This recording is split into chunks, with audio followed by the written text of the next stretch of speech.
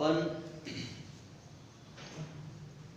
व्यंकटेश्वरन अय्यर यांचा दी call of the soil हा lesson काय करत आहोत, शिकत आहोत, बरोबर आहे.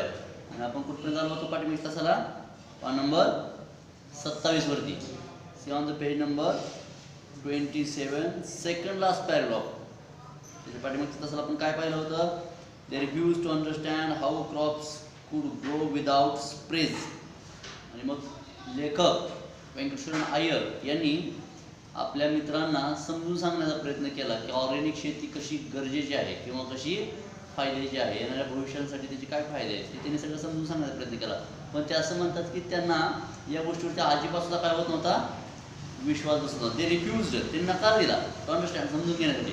म्हणजे ते समजून घ्यायला सुद्धा काय नव्हते, तयार नव्हते की how crops could grow without sprays. Chemicals spray केल्याशिवाय किंवा रासायनिक औषधांच्या फवारणी केल्याशिवाय शेती कशी काय होऊ शकते याच्यावरती त्यांचा विश्वास बसत नव्हता. त्यामुळे ते समजून घ्यायला तयार नव्हते. See the second last paragraph now, let's continue. Contrary, याच्या उलट, to what everyone had told us, nature did her job and she needed to no bribes to get the work done. Contrary, आता एकीकडं त्या लेखकाचे मित्र होते. काय नाव सांगितलं आपल्याला त्या मित्राचं, पाठीमागच्या तासाला आपण नाव पाहिलं त्याचं. काय नाव होतं, मोरूदादा. काय नाव होतं त्याचं, मोरूदादा. आणि त्या मोरूदादाची जी काही इतर कंपनी होती, फ्रेंड सर्कल, हे लोक ऑर्गॅनिक फार्मिंगवरती विश्वास ठेवत नव्हते, बरोबर आहे. आणि लेखक मात्र कशासाठी आग्रही होता, ऑर्गॅनिक फार्मिंगसाठी आग्रही होता. पापड कॉन्ट्ररी, उलट, to what everyone had told us, आम्हाला आजपर्यंत असं सांगण्यात आलं होतं की नेचर डीड हर जॉब, निसर्ग त्याचं काम त्याच्या पद्धतीनं बरोबर करत असतो. आपण इंट्रोडक्शनमध्ये मी तुम्हाला वाक्य सांगितलं होतं बा, असं एकही औषध नाही की ज्याचा उपचार आपल्याला निसर्गात सापडत नाही. कसं झालं, प्रत्येक गोष्टीचा इलाज कुठं आहे, निसर्गामध्ये काय होतं आपल्याला दिसून येतो. म्हणजे निसर्ग त्याचं काम काय करत असतो, व्यवस्थितरित्या पार पडत असतो, व्यवस्थितरित्या करत असतो. सी नीडेड नो ब्राइब्स, त्याला ब्राइब्स देण्याची गरज नाही. ब्राइब म्हणजे काय, ब्राइब लालूच. निसर्गाला अजिबासून लालूच देण्याची गरज नाही. To get the work done, त्याचं काम करण्यासाठी. म्हणजे निसर्गाला तुम्ही कुठलीही लालूच दाखवण्याची गरज नाही. Soon it was harvest time, लगेचच कशाची वेळ आली होती, हार्वेस्टिंग टाइम आली. म्हणजे त्यांनी जे मूग पेरलं होतं ते मूग कशाला आलं होतं, आता काढणीला आलं होतं. इतकं मोठं झालं होतं, काढायला आलं होतं. And we manage respectable 300 kilograms, आणि त्याला त्यातून किती उत्पन्न मिळालं होतं, 300 किलोग्रॅमचं चांगलं उत्पन्न मिळालं होतं. रिस्पेक्टेबल म्हणलंय, कसं म्हणलंय, रिस्पेक्टेबल. आता रिस्पेक्टेबल हा शब्द त्यानं का वापरला असेल सांगा बरं, कशासाठी, काय त्याचा उद्देश आहे रिस्पेक्टेबल हा शब्द वापरण्या पाठीमागं. का तो म्हणतोय की मला एक रिस्पेक्टेबल उत्पादन 300 किलोचं त्यातून भेटलं होतं.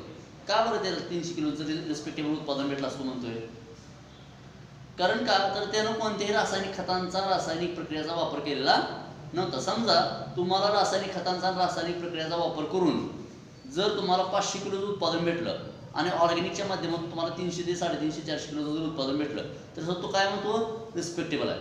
कसं म्हणतो, रिस्पेक्टेबल आहे. म्हणजे पुरेसा आहे, समाधानकारक. इथं रिस्पेक्टेबलचा अर्थ कोणत्या अर्थानं, समाधानकारक या अर्थानं. तसं ते उत्पादन कसं आहे म्हणतो, तो समाधानकारक आहे.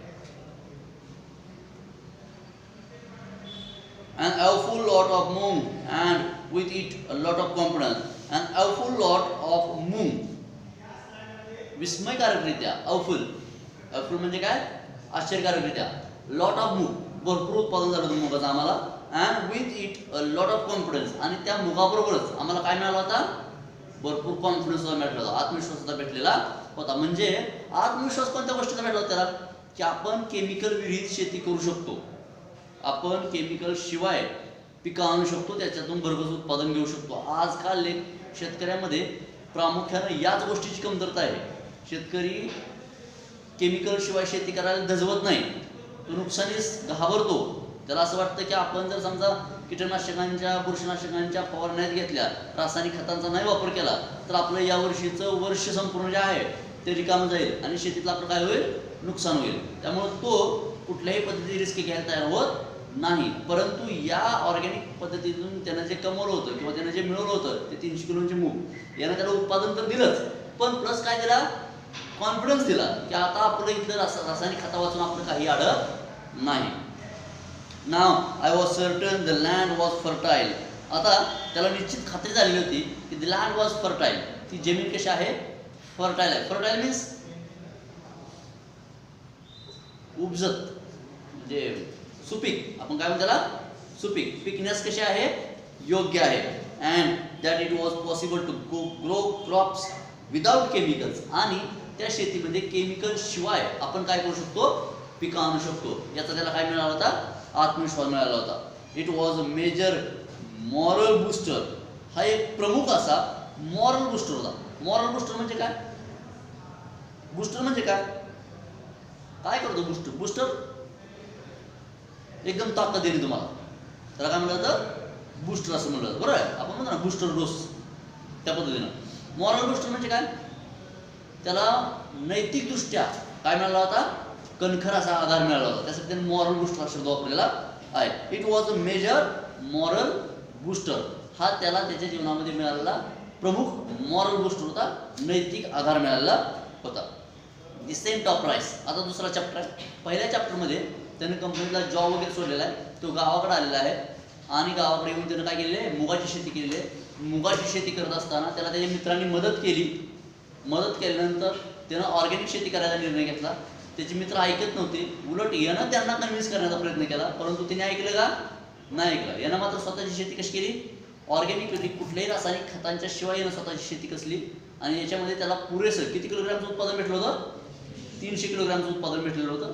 आणि त्याला एक याच्यातून मॉरल बूस्टर भेटला. काय भेटला त्याला, मॉरल बूस्टर भेटला. बरोबर आहे. हा झाला फर्स्ट टॉपिक. या टॉपिकचं नाव काय होतं आपल्याला पाहिलं तर दी फर्स्ट क्रॉप. त्यानं घेतलेलं पहिलं पीक, त्याचा हा काय केला त्याने आपल्याला अनुभव सांगितलेला आहे कंपनी सोडून आल्यानंतर. ठीक आहे. त्यानंतर द सेंट ऑफ राईस हा दुसरा चॅप्टर आहे. त्याच्या जीवनाचा पहा काय तो सांगतो.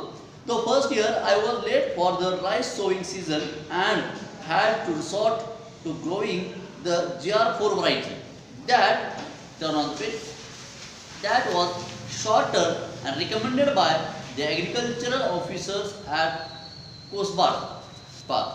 The first year, पहिल्या वर्षी I was late for the rice sowing season. Rice sowing season साठी त्याला काय झाला होता, उशीर झाला होता. राईस सोविंगचा सीझन कधी सुरू होतो, when does the rice sowing season start in India?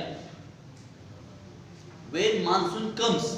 ज्यावेळेस कशा सुरुवात होते, मान्सूनला सुरुवात होते, त्यावेळेस कशा सीझन सुरू होतो, राईस सोविंगचा सीझन होतो. म्हणजे साधारणतः जूनपासून पुढे जुलै ऑगस्ट या दरम्यान काय होतो, राईस सोविंगचा सीझन होतो. भात लागवणी, त्याला काय म्हणायचं, भाताची लागवड, त्या दरम्यान त्याचा काय होतो, सीझन. का बरं त्याचा सीझन सुरू होतो त्या दरम्यान, पावसाळा चालू होतो. आणि प्रामुख्यानं भाताला कशाची जास्त गरज असते, पाण्याची गरज असते. लागवड सुद्धा पाक कशात केली जाते, पाण्यात केली. अगदी शेतात पाणी जरी साचून राहिलेलं असलं तरी सुद्धा भाताचं उत्तम पीक येतं.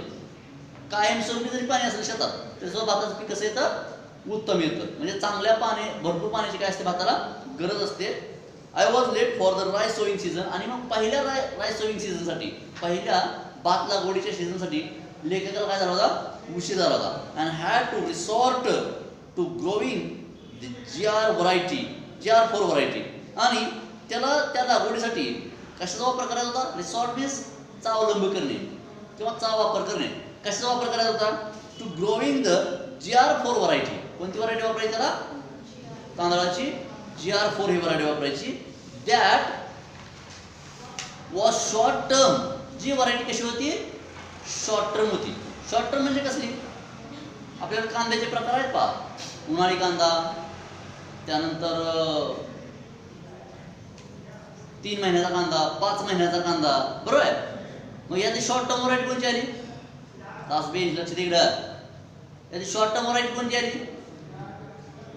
3 महिन्याचा कांदा. ही काय आली, शॉर्ट टर्म म्हणजे कमी कालावधीत निघणार उत्पादन, कमी कालावधीमध्ये निघणार. जी लॉंग टर्म व्हरायटी कोणती आली यातली, 5 महिन्याचा कांदा. कोणता कांदा आला तो शक्यतो उन्हाळ्यामध्ये केला जातो. आणि पावसाळ्यामध्ये शॉर्ट टर्म म्हणजे 3 महिन्याची व्हरायटी आहे ती कुठे कधी लावली जाते, पावसाळ्यामध्ये. कारण का तर वातावरण खराब असतं, पाऊस पडतो, कांदा नासून जातो. त्यामुळे कमी कालावधीमध्ये लागवड करून पटकन ते उत्पादन काय केलं जातं, पदार्थ पाडून घेण्यासाठी प्रयत्न केला जातो. उन्हाळ्यामध्ये कोरडं वातावरण असतं, किती जरी दिवस कांदा रानात शेतात राहिला तरी काही फरक पडत नाही. त्यामुळे लॉंग टर्म व्हरायटीचा काय केला जातो, वापर केला जातो. लॉंग टर्म व्हरायटीचं थोडंसं उत्पादन कमी येतं पण मार्केट चांगलं असतं. शॉर्ट टर्म व्हरायटीला उत्पादन भरपूर निघतं पण दर कशा असतात त्याचे शेताचे खरेदी विक्रीचे थोडेसे कमी राहतात. ठीक आहे.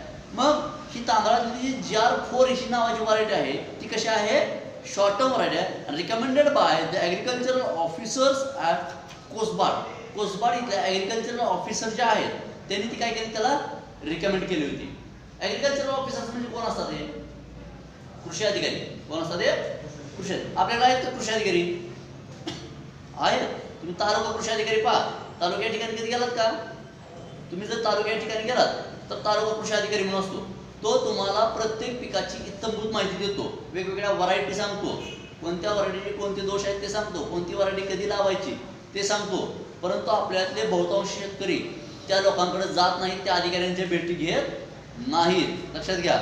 त्याच्या नवीन जाती कोणत्या शासकीय स्तरावरती उपलब्ध झालेल्या आहेत, कशात संशोधन झालेलं आहे, कोणती जात कोणत्या रोगाला बळी पडत नाही, इथपर्यंतची माहिती तालुका कृषी अधिकारी म्हणून काय केली जाते, शेतकऱ्यांना पुरवली जाते.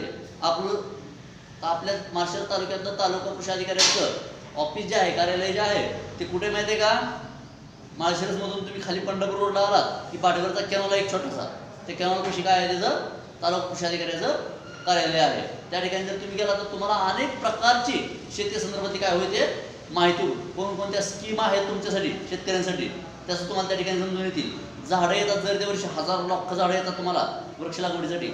आपण त्याचा फायदा घेत आपण नर्सरीत आणून लावतो, पण त्या ठिकाणी मोफत झाडं असतात, आंब्याचे असतील, चिक्कूचे असतील, अनेक प्रकारचे झाडं असतात त्या ठिकाणी.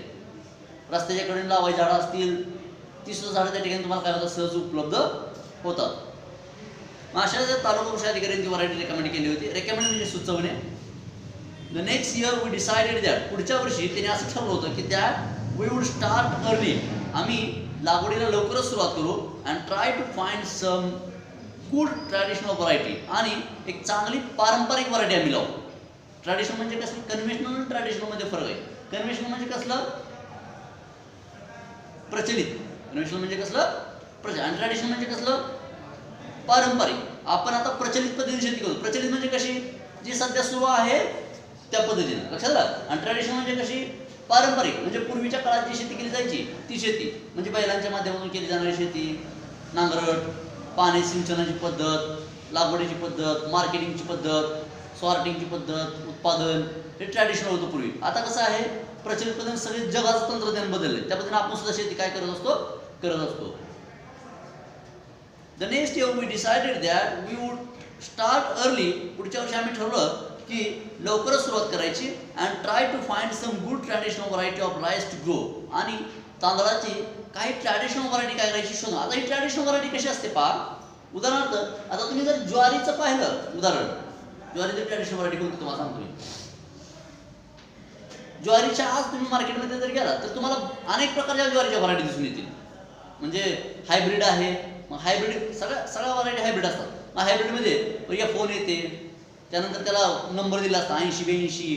तुम्ही मका घेतली, मका व्हरायटी किती आहे रे, मला वाटतं 5-50-100 व्हरायटी असतील मार्केटमध्ये मक्याच्या, बरोबर आहे. असे विविध प्रकार आहेत. ह्या सगळ्या व्हरायटी कसल्या आहेत, हायब्रिड. हायब्रिड म्हणजे काय असतं, लॅबमध्ये संशोधन करून त्याच्यावरती प्रयोग करून त्याचे जेनेटिक्स बदललेले असतात आणि त्याच्यामध्ये ती काय केले असतात, काही फीचर्स ॲड केलेले असतात आणि मग ती व्हरायटी काय केली असते, मार्केटमध्ये आणलेली असते. ते बीज असं तयार केलं असतं सगळं लॅबमध्ये टेस्टिंग वगैरे करून किंवा प्रयोग करून, की ज्याच्यातून उत्पादन काय निघेल, बरोबरच निघेल. आणि प्लस काय होईल, रोगाला ते काय होईल, कमी बळी पडेल. अशी प्रतिकार क्षमता काय केली जाते, त्याच्यामध्ये निर्माण केली जाते. अशा व्हरायटी काय केल्या जातात बाजारात. मग प्रत्येक कंपनी प्रत्येक संशोधन करत असते आणि नवनवीन व्हरायटी काढत असते. अशा जवळजवळ 5-50-100 व्हरायटी कशाच्या उपलब्ध आहेत आज बाजारामध्ये, मक्याच्या उपलब्ध आहेत. ज्वारीच्या सुद्धा अशा बऱ्याच व्हरायटी 10-20 व्हरायटी उपलब्ध आहेत मार्केटमध्ये. पण ट्रॅडिशनल व्हरायटी कोणती आहे ज्वारीची, देशी. कोणती आहे, देशी ज्वारी. तुम्ही मार्केटमध्ये देशी ज्वारी पहा, तुम्ही जर हातात घेतली तर तुम्हाला पांढरी शिपट दिसून येते नुसती, आणि त्याची भाकरी सुद्धा किती चांगली होते पहा, पांढरी शिपट भाकरी असते. ती मूळ कशाची व्हरायटी असते, देशी व्हरायटी असते. लक्षात. मग आता ही व्हरायटी कुठे मिळते, आपल्याकडे कुठं सहज दुकानात उपलब्ध होते का, दुकानात ती देशी नावाखाली दुसरी व्हरायटी विकली जाते, डुप्लिकेट माल. लक्षात. पण जे मूळ तुम्हाला ज्वारीचं बी शोधायचं आहे ते जर शोधायचं असेल तर तुम्हाला कुठं जावं लागतं माहिती आहे का, एक तर मराठवाड्यात जावं लागतं, लातूर, नांदेड ह्या भागामध्ये, अन्यथा आपल्याकडे मंगळवेढ्यात जावं लागतं. आपल्या भागात स्वतः मिळत नाही शक्यतो कोणाला. आपल्या भागात सुद्धा मूळ व्हरायटीची ज्वारी जी आहे देशीची ती आपल्याला उपलब्ध होत नाही. मग याला त्या भागात जावं लागतं ज्या भागात त्या पिकाचं काय घेतलं जातं, भरघोस उत्पादन घेतलं जातं. आणि तिथं पण प्रत्येकाकडे तुम्हाला खात्रीने मिळेल असं नाही, ते ओळखणाला ओळखता येऊ शकतं, कुणाचंही काम नाही. लक्षात आलं, त्याची क्वालिटी आहे, त्याचा एक दर्जा आहे लक्षात घ्या त्या देशी ज्वारीचा, ती मार्केटमध्ये सहजासहजी उपलब्ध होत नाही.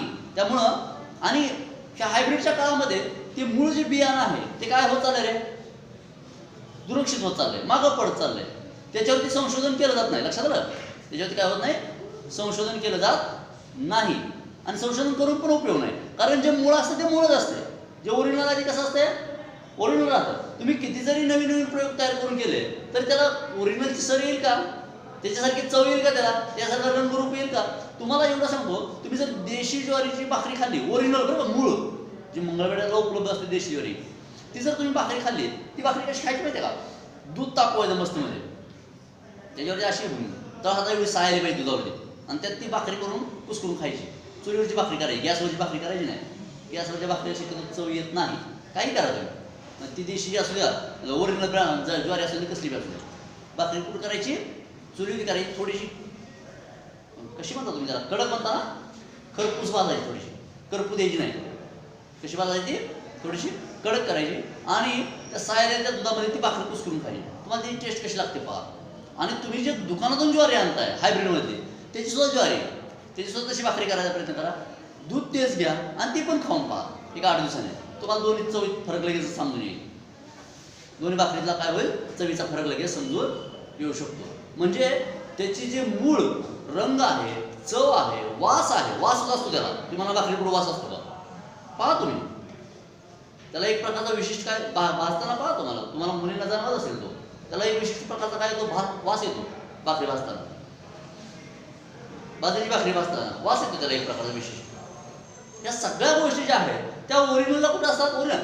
आता तुम्ही त्याचं उत्पादन वाढवू शकाल, त्याच्यावरती प्रक्रिया केली, लॅबमध्ये आणलं, त्याचं हायब्रिड बनवलं, ज्वारीचं बियाणं आणलं, मूळ देशी ओरिजिनल बियाणं आणलं, त्याचं जेनेटिक्स काढून घेतलं, त्याचं हायब्रिडेशन केलं, ते प्रक्रिया केली त्याच्यावरती, ते सगळं केलं, त्याचा वास आणलो तुम्ही हायब्रिड करून, त्याची चव आणू शकाल का, आणू शकाल का त्याची चव.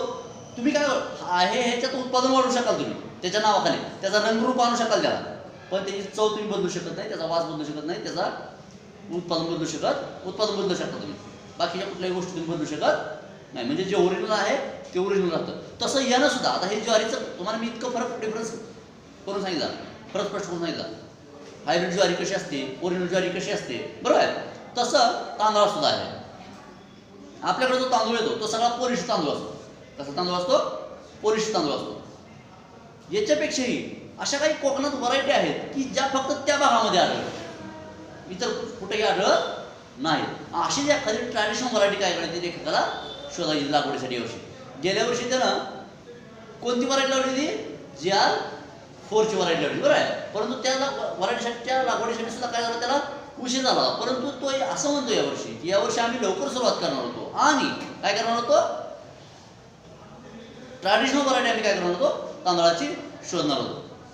We had read about traditional varieties of rice. आम्ही ट्रॅडिशनल व्हरायटी ज्या होत्या तांदळाच्या त्याच्याबद्दलची माहिती काय केली, वाचून काढली. न्यू दॅट, आणि ती माहिती वाचून काढल्यानंतर आम्हाला अशी माहिती मिळाली की they did not require very high inputs of fertilisers, की त्या व्हरायटीला जास्त फर्टिलायझरची आवश्यकता लागत नाही. फर्टिलायझर्स म्हणजे काय, खतं. त्याला जास्त खतांची गरज लागत नाही किंवा जास्त खतांची मात्रा देण्याची आवश्यकता नसते. These varieties were also quite strong and resisted pests. These varieties were also quite strong. या ज्या व्हरायटीज असतात, ट्रॅडिशनल व्हरायटी म्हणजे देशी व्हरायटी असतात किंवा पारंपरिक व्हरायटी ज्या आहेत, त्या पारंपरिक व्हरायटी या अतिशय स्ट्रॉंग असतात. स्ट्रॉंग म्हणजे कशा, रोगप्रतिकार क्षमता असणाऱ्या, मजबूत, ज्याच्यामध्ये ऑलरेडी एखाद्या रोगाच्या विरोधात लढण्यासाठी काय असते, भरपूर ताकद असते. आपल्याकडे सुद्धा पहा, मुलं, काही मुलं लगेच रोगाला, आजारांना बळी पडतात, काही मुलं आजारांना बळी पडत नाहीत. काही मुलं पावसात भिजली तरी पटकन दुसऱ्या दिवशी काय करतात, लगेच शिंकताना दिसून येतात, सर्दी खोकला लगेच त्यांना अटॅक करतो. पण काही मुलांचं कसं असतंय, काय नाही, चिखलात जुळवली झगडा पडा, काय होतं का त्यांना, काही होत नाही. लक्षात आलं. तसं त्या तांदळाच्या व्हरायटीमध्ये त्यांनी जी शोधून त्यांनी ज्या काही ठराविक व्हरायटीच्या जुन्या शोधून काढल्या वाचून काढल्या त्यातून त्यांना अशी माहिती मिळाली होती की त्या व्हरायटीमध्ये त्याच्या विरोधात त्या रोगांच्या विरोधात लढण्यासाठी ऑलरेडी काय असते ताकद असते, त्या स्ट्रॉंग असतात. आणि रेझिस्टेड पेस्ट म्हणजे काय कीटक वगैरे कीटकांना वगैरे ते विरोध करत असतात. म्हणजे कीटकांचा जरी त्यांच्यावरती अटॅक झाला तरी सुद्धा ते त्याला शक्यतो लवकर बळी पडत नाही. We were sure that it was this type of rice. आम्हाला खात्री होती की हा एक अशा प्रकारचा तांदूळ होता that would grow well in our farm, जो आमच्या शेतामध्ये चांगले त्याची वाढ होईल.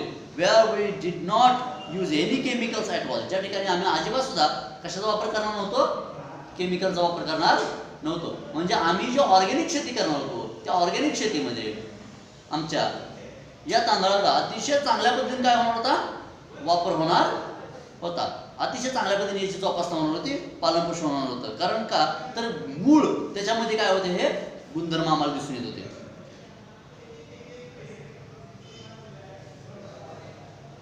Our previous year's experience and low yield have taught us our previous year's experience, आमच्या मागच्या वर्षीच्या अनुभवाने and low yield आणि कमी मिळालेलं उत्पादन have taught us a lesson, त्याने आम्हाला एक पाठ दिला होता, एक धडा शिकवला होता. म्हणजे अनुभव दिला होता त्याने. आम्ही त्यातून अनुभवातून काय झालो होतो, शहाणे झालेलो होतो. अँड वी वेर शुअर, आणि आम्हाला खात्री होती, we would not plant hybrids this year. आम्ही यावर्षी कशाची लागवड करणार नाही, हायब्रिडची लागवड करणार नाही. आम्ही कुठलं तांदूळ लावणार होतो, ट्रॅडिशनल देशी वाहनं लावणार होतो, पारंपरिक वाहनं लावणार होतो. In April 2005 we started to look for good variety. आम्ही एप्रिलच्या महिन्यामध्येच, मग तुम्हाला तांदळाचा सीझन कधी चालू होतो, जून जुलै ऑगस्टमध्ये, बरोबर आहे. त्या दरम्यानच्या जर पाऊस सुरू झाला, मान्सून सीझन सुरू झाला की मग तांदळाची लागवड काय होते, सुरू होते. मग यांनी एप्रिल 2005 मध्ये we started to look for a good variety of traditional rice. Traditional राईसची चांगली व्हरायटी शोधून काढण्यासाठी काय केले, याने प्रयत्न सुरू केले. It was one of neighbours, त्यांचा एक शेजारी होता इन द विलेज, त्या गावामध्ये. A businessman from Mumbai. तो कोण होता, एक बिझनेसमॅन म्हणून होता. आणि तो कुठून राहायला आला होता, मुंबईवरून आलेला होता. ओल्ड लँड, ज्याची स्वतःच्या मालकीची काय होती, शेती होती.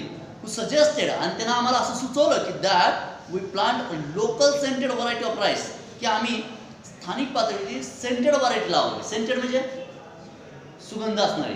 कसली व्हरायटी लावावी, सुगंध असणारी व्हरायटी लावावी.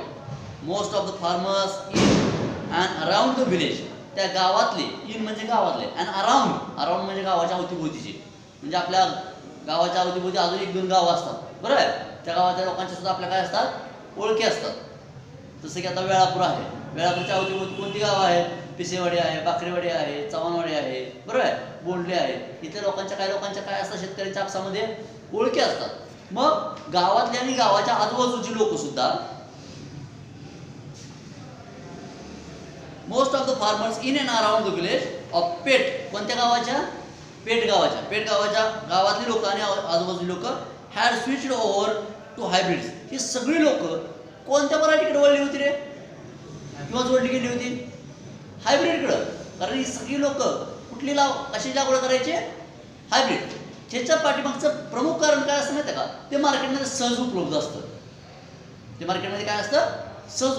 तुम्ही जर समजा ज्वारी पेरायची तुम्हाला 2 एकर, तुम्हाला जर 2 एकर ज्वारी पेरायची, तुम्ही जर असं म्हटलं बाबा मला ज्वारी पेरायची, तुम्ही दुकानात गेला तर दुकानदार तुम्हाला पटापट 10-20 व्हरायट्या कशा टाकतो, हायब्रिडच्या टाकतो. ही 52 आहे, हे 81-82 आहे, हे 77-80 आहे, ही व्हरायटी नवीन आले, ह्याचं उत्पादन एवढं आहे, ह्याचा प्लॉट येत आहे, तुम्ही बघून या, असं आहे तसं आहे, बरोबर आहे. तुम्ही वेळापूरला जा, अकोल्याला जा, श्रीपूरला जा, नातेपुत्याला जा, कुठेही जा, तुम्हाला या सगळ्या व्हरायटी काय होतील, उपलब्ध होईल. पण तुम्ही दुकानदाराला विचारावं मूळ देशी आहे का म्हणून. बघा तुम्हाला किती दुकानात दिसेल, 1 ते 2 दुकानात मिळेल, ते पण डुप्लिकेट. ते पण कसं असेल, डुप्लिकेट असेल. म्हणजे ती व्हरायटी सहज उपलब्ध होते का. पण शेतकरी काय करतो, कशाला काय तरी नेऊन आपलं पेरायचं, पटकन उत्पादन काढायचं, विकून टाकायचं. उत्पादन जास्त आहे त्याचा विषय मिळतो. लक्षात आलं. मग अशा पद्धतीने ते पेट गावातले शेतकरी आणि त्या गावाच्या अवतीभोवती जे सगळे शेतकरी होते, ते सगळे शेतकरी कशाशी जोडले गेले होते, स्विचड. कशा जोडले गेले होते, तो हायब्रिड्स. कशाकडे वळले होते, हायब्रिड बियाण्यांच्या लागवडीकडे वळले होते. म्हणजे ते कोणत्या प्रकारचा तांदूळ लावत होते, हायब्रिड. ज्याच्यावरती काय केलं, संशोधन करून प्रक्रिया करून मार्केटमध्ये आणलेले तांदूळ होते, ते लावत होते. The younger generation of farmers, शेतकऱ्यांची जी नवी पिढी होती, थॉट, त्याला असं वाटायचं I was crazy to ask for the desi variety. लेखक कसा आहे? क्रेझी आहे. क्रेझी म्हणजे कसा? क्रेझी म्हणजे कसा? वेडा. क्रेझी म्हणजे कसा? वेडा झाला की काय? कारण का तर तो काय विचारतोय? To ask for the desi variety. कोणत्या प्रकारच्या व्हरायटीची मागणी करतोय तो? देशी व्हरायटी, ट्रॅडिशनल व्हरायटीची मागणी करतोय. म्हणून त्याला ती यंगर पिढी जी आहे ती काय करायची? येडपट म्हणायची. कारण आता तुम्हाला मी जे इतकं त्या देशी ज्वारीबद्दल सांगितलं, ह्याच्याबद्दल तुम्हाला इतकी माहिती होती का? तुम्ही तुमच्यातली काही मुलं शेतकरी आहेत आणि ती शेतकऱ्यांची पुढची पिढी लक्षात घ्या. शेतकऱ्यांची कुठली पिढी आहे? ती पुढची पिढी. परंतु तुम्हाला या जुन्या काळातल्या शेतीबद्दलचे जे जुने बियाणे आहेत याच्यात आता तुम्हाला एक साधं उदाहरण देतो. अजून दोडका माहिती आहे तुम्हाला? दोडका भाजीमधला आपण खातो, बिटरगार्ड, नॉट बिटरगार्ड, रिचगार्ड काय म्हणतात त्याला? रिचगार्ड म्हणतात. माहिती आहे तुम्हाला दोडका खाता तुम्ही? केवढा असतो तो लांबीला? केवढा असतो लांबीला तो? अरे सांगा ना मला. एवढा लांब असतो, हातभर. आणि शेतकरी काय म्हणतो माहिती आहे? ज्यावेळेस बियाणं खरेदी करायला मार्केटमध्ये दुकानामध्ये जातो त्यावेळेस काय म्हणतो? जितक्या लांब दोडक्याचं बी असेल तेवढं द्या. अख्खा तो कॅरेट असतो, त्या कॅरेटमध्ये बसत नाही काय वेळेस दोडका. 2-2 फूट लांबी असते एका दोडक्याची. किती फूट लांबी असते? 2-2 फूट लांबी असते एका दोडक्याची. हे झालं, हे हायब्रिड. हे कसलं बियाणं झालं? मग याच्यात तुम्हाला 5-50 व्हरायटी मार्केटमध्ये दिसून येतील.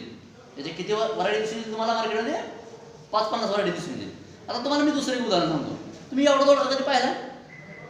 एक वितीचा, अर्ध्या वितीचा पाहिला कधी? ते देशी बियाणं झालं. कसलं बियाणं झालं? देशी बियाणं. हे आपल्यापैकी किती जणांना माहिती आहे? 5-10 जणांना माहिती आहे. 5 व्यक्तीला. लक्षात? हे आकडूनला जर विचारलं मार्केटमध्ये, व्यापारी जे रोज माल विकतात का शेतकऱ्याकडचा घेऊन, त्यांना जर त्या प्रकारचा दोडका जर एखादा कॅरेट आणून त्यांच्या पैसे लावलं, हे म्हणणं काय आणलंय? रोगात गावलंय म्हणते. पण तेच शेतीचं उत्पादन देशी दोडक्याचं तुम्ही जर पंढरपूरला घेऊन गेलात किंवा मंगळवेढा जर घेऊन गेलात का, तर ते हिथं जर समजा हायब्रिडचा दोडका जो इतका लांब असतो त्याचं जर कॅरेट 300 रुपयाला गेलं तर ते आकुड दोडक्याचं, देशी दोडक्याचं कॅरेट 800-900 रुपये जाते पंढरपूरला, मंगळवेढ्याखाली. लक्षात आहे तुमच्या? त्याला तिकडे एवढी त्या भागात मागणी आहे, कारण त्या भागात ते वापरलं जातं. आणि शक्यतो हे जे व्हरायटी देशी किंवा हे असं जे आहे का नाही, हे कुठं केलं जातं माहिती आहे का? कुठं केलं जातं माहिती आहे का? दुष्काळी भागात. कुठं सांभाळलं जातं हे सगळं? मध्यंतरी एबीपी माझा एक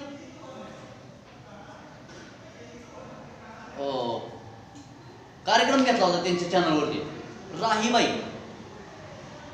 तुम्ही युट्यूबला जर सर्च मारला तर तुम्हाला ते दिसेल. कदाचित आज संध्याकाळपर्यंत तुम्हाला मी लिंक सुद्धा शेअर करत होते. ठीक आहे? त्यांनी बियाणांची बँकच काढली. आता बियाणांची बँक असू शकते का? असू शकते बियाणांची. मग मिरचीचे बिया, दोडक्याचे बिया, कारल्याचे बिया, भोपळ्याचे बिया, आणि ह्या सगळ्या बिया कुठल्या माहिती का? जंगलात. हे जे ट्रॅडिशनल म्हणतोय लेखक, देशी म्हणतोय का, तर सगळ्या बियाणात त्या प्रकारच्या. अतिशय सुंदर व्हिडिओ, अर्ध्या तासाचा व्हिडिओ आहे तो. तुम्ही निश्चित पहा. संध्याकाळपर्यंत मी तुम्हाला लिंक शेअर करतो, ग्रुपला शेअर करतो लिंक. त्यांना आता मला पुरस्कार आठवला, पण त्यांना भारत सरकारने पुरस्कार देऊन सन्मानित केलं. मला वाटतं बहुतेक पद्मश्री काहीतरी अवॉर्ड दिला त्यांना. कोणता अवॉर्ड दिला मला शुअरली माहित नाही, पण त्यांना तो पुरस्कार दिला आहे राहीबाईंना. इतकं त्याचं महत्व आहे, हे लक्षात घ्या. आपण ह्या गोष्टीच्या बाबतीत अतिशय काय आहोत? दुरुस्त.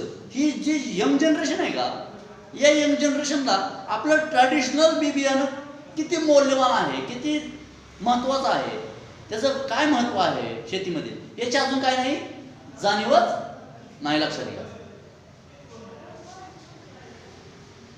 माय regular visits to the villages around. आणि मग लेखक त्या ट्रॅडिशनल बियाण्यांच्या शोधामध्ये अवतीभोवतीच्या गावामध्ये काय करू लागला? नियमितपणे व्हिजिट द्यावं लागला. Searching for a good traditional variety. कशासाठी? एका चांगल्या ट्रॅडिशनल व्हरायटीचा शोध घेण्यासाठी. Also did not yield any result. तरी त्याला कोणताही रिझल्ट भेटला नाही, म्हणजे त्याला चांगली ट्रॅडिशनल व्हरायटी भेटली नाही. And we were almost giving up hope, आणि जवळजवळ त्यांनी अपेक्षा काय केल्या होत्या, सोडून दिलेल्या. म्हणजे मी तुम्हाला मला सांगितलं सहजासहजी ती व्हरायटी उपलब्ध होत नाही आपल्याकडं. व्हरायटी उपलब्ध आहे आपल्याला. जर ते देशी वाण आणायचं असेल तर कुठे जावं लागतं, मग मंगळवेढ्याला तर लातूरला जावं लागतं. आपल्याकडे जे बरेचसे असे घरं आहेत की जी ज्वारी लातूरला मंगळवेढ्याला जाऊन घेऊन येतात. ज्वारी खाणारी ठराविक लोक दोघं चौघं ग्रुप करतात.